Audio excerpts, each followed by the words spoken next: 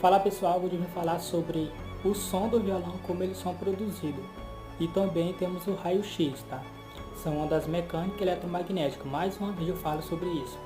O som do violão, eles são produzidos através da corda, né? Através do dedo do músico. A cada corda que ele praticamente move ela, e aí acontece uma vibração, que é onde essa moleca se propaga transmitindo o som para você. Então são através disso que o som do violão são produzido, pelas vibrações.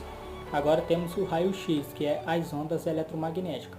Os raios-x, eles são nas situações que ele pode ser usado, é como praticamente um exame que você faz, obtendo uma imagem, obtendo estrutura, né, dos seus ossos, caso você queira ver qual parte dos seus ossos esteja danificado ou esteja quebrado. Essas são a forma de você obter exame através do raio-x.